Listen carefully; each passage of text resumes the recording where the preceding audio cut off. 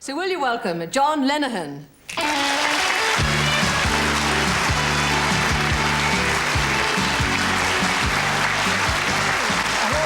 got something for you.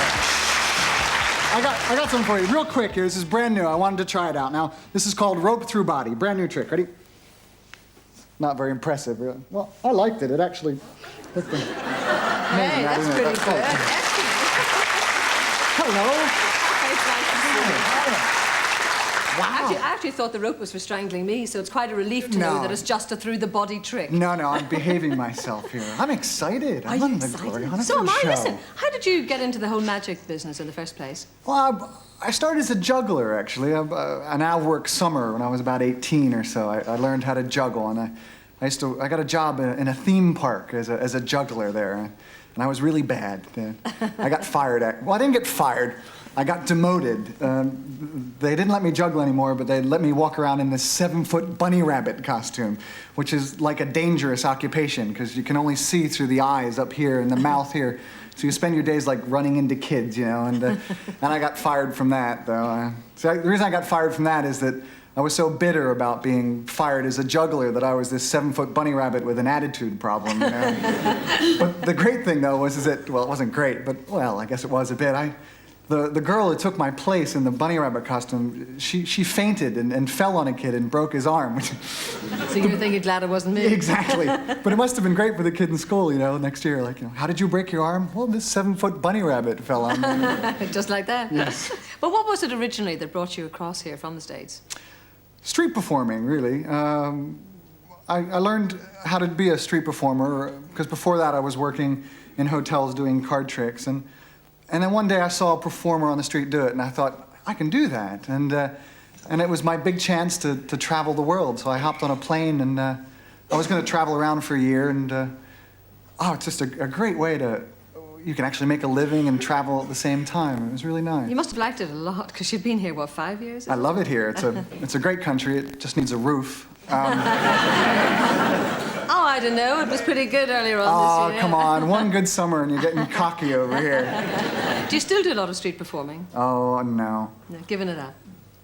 Yeah, it's a young man's game, you know. I mean, in Covent Garden, you had to get up at like 5 a.m. to get there on the streets. And, it's not something, you have to live it on the streets, you know. It's very difficult. Well, you're still doing the tricks, so you can't come in this program and not show me a few. I'll show you this one. This one's quite cute, actually.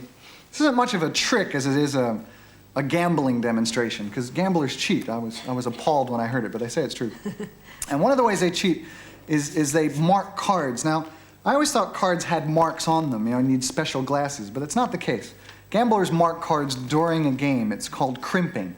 It's a very tiny, subtle little bend. You'd hardly notice that it's such a tiny, subtle little bend. Yeah, really subtle, yeah. You wouldn't notice that, would you? No, not at all. It's going to be a card game later on. You can join us if you like there. Sometimes gamblers nick cards. Now, a nick is a very tiny, subtle little indentation. You can't actually see it with the naked eye. It's such a tiny, subtle little thing there. You could feel it, though, couldn't you? I can feel you it. might. I don't even need my glasses to see this one.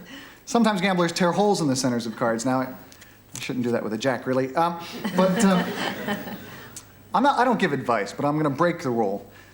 Don't ever play cards with guys who have cards that look like this in a card game. It's just one of my little rules. Sure. But if you ever see a magician do this, he's going to do the ring trick. Now, the ring trick is where you take one of the rings, and you actually link the one ring onto the other two, just like that. Now, linking is easy. Unlinking is much more difficult. You have to kind of tear the suckers. Of course, if you tear them, that ruins the rings, and it ruins the trick, really, because people think, oh, the tear was there before you started. And it isn't, because if I rub the tear I just made, then the cards actually heal up and end up with a solid circle for you there, and a solid circle for you there.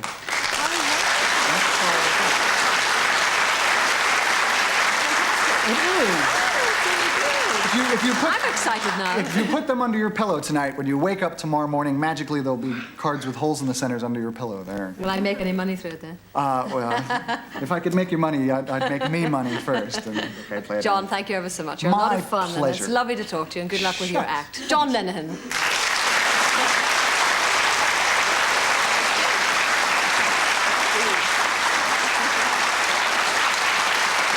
See John, by the way, at the Canal Cafe Theatre. That's from the 31st of October.